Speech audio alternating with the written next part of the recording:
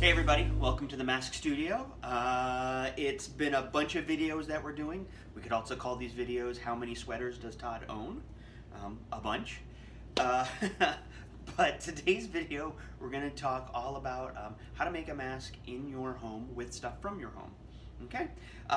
We've done these other videos. We talked about the history of mask, why we use mask in performance. I demoed me making a mask in clay. If you haven't watched those, watch this video through, then go back and watch those and come back to this video to make stuff because I think mask is cool and I think it's interesting and everybody should know about it. But also, those videos talk a lot about character. And for your masks, you want to have a character in mind. Not just a creature, but what kind of personality does this character have? And those videos talk a little bit about that. But before we start moving on to another kind of mask making, I want to talk about the first kind of mask making you can do at home, and that's with a company called UltimatePaperMache.com. Again, I'll say it again, UltimatePaperMache.com. They're a fantastic website, and what they do is they show you how to make masks out of just cut paper or cut cardboard. So, for our production of Lion, the Witch, and the Wardrobe, Christopher Murphy really wanted a giant Aslan. He didn't just want an actor in a mask, he wanted this great big creature that he could have on stage.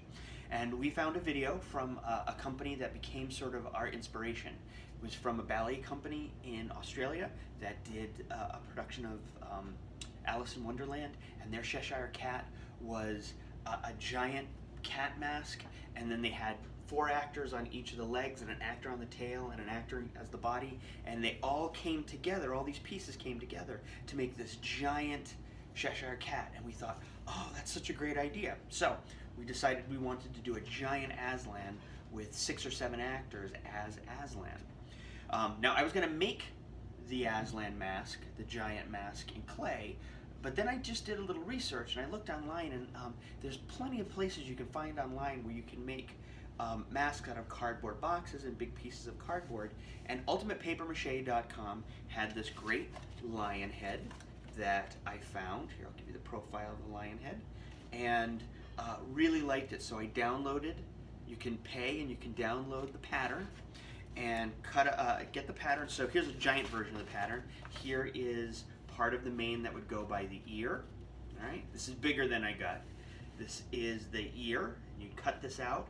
And just using paper and tape, you can cut apart these patterns and make them. So I got the pattern for the lion head, and then in my office, just using tape and cardboard from Manila folder, I made this head as kind of a proof of concept. Once I kind of figured out how this went together, I then enlarged on our copy machine all the patterns by 200%. And we made this big giant Aslan mask, which I also paper mached. So this was made completely out of cardboard. I used cardboard, kind of like the cardboard box that I showed you for our shadow puppet video. I used the same kind of big pieces of cardboard.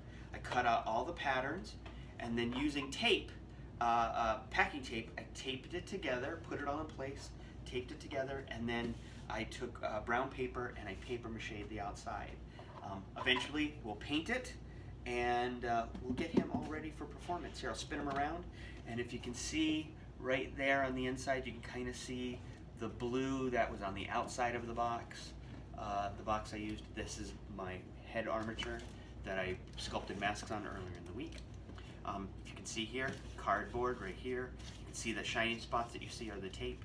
I put these braces in so that the people who are operating it have the brace to hold on to. So, and then they have this.